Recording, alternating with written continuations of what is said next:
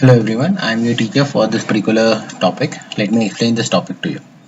So आज जो है हम यहाँ टॉपिक करने वाले हैं वो है सॉलिड स्टेट। और सॉलिड स्टेट के अंदर हम जो यहाँ डिस्कस करेंगे magnetic properties. So magnetic properties क्यों होती है और उसमें जो है एक स्पेशल वेराइटी डिस्कस करेंगे जो है आपका डायामैग्नेटिज्म। राइट, सो डायामैग्नेटिज्म क्या होता है, क्यों होता है, वो हम रीजन इसमें देखेंगे। राइट, तो यहाँ सबसे पहले तो हम मैग्नेटिक प्रॉपर्टीज लिखते हैं कि the magnetic properties of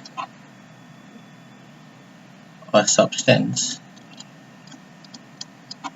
is due to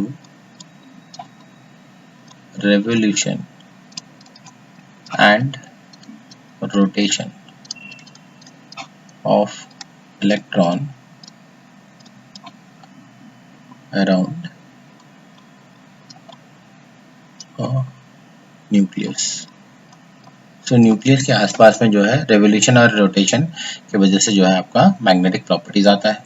right, क्योंकि चार्ज पार्टिकल जो है आपका यहाँ पे रोटेट कर रहा है। तो हम यहाँ पे क्या कह सकते हैं, हम यहाँ कहेंगे कि अ स्मॉल मैग्नेटिक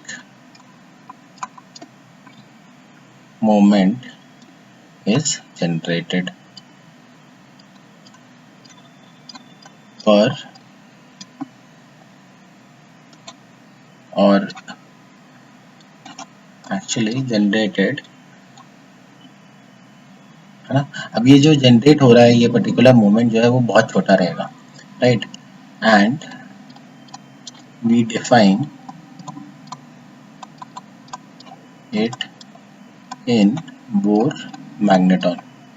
तो हम जो है यहाँ पे बोर मैग्नेटॉन के हिसाब से जो है हम लोग यहाँ पे कैलकुलेट करते हैं कि कितना हुआ है। राइट, क्योंकि इसका जो यूनिट है वो काफ़ी छोटा है। तो अगर आप देखोगे 1 pm, राइट, तो 1 pm होगा 9.27 इंटू 10⁻⁻24 एम्पियर मीटर स्क्वायर के बराबर। राइट, तो ये मैग्नीट्यूड वाइज बहुत छोटा है ना। तो यहाँ पे अब जो है हम लोग डिस्कस करेंगे diamagnetism.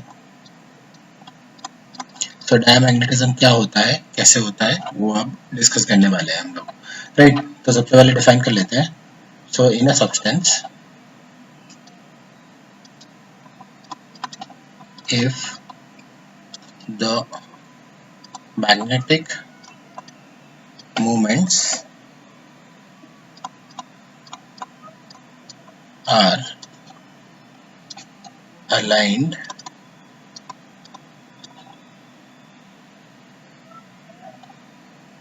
in the opposite direction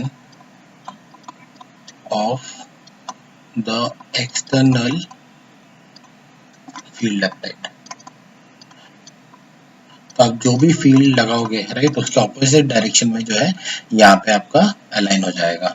और अगर इनिशियली देखें तो सिंस यहाँ लिखेंगे कि since all electrons are paired up,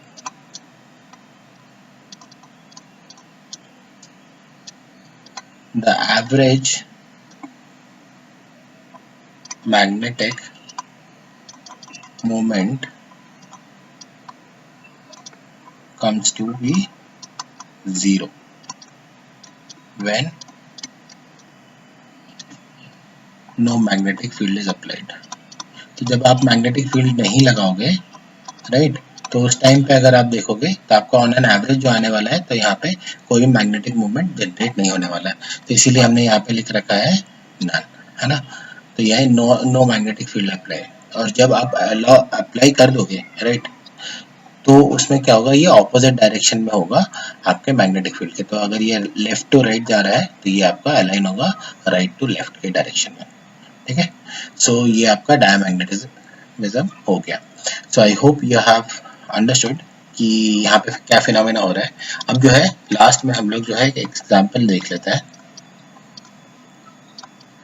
तो एग्जांपल्स इसमें हम लिख सकते हैं NaCl, है ना, फिर C6H6 और फिर जो है आपका H2O।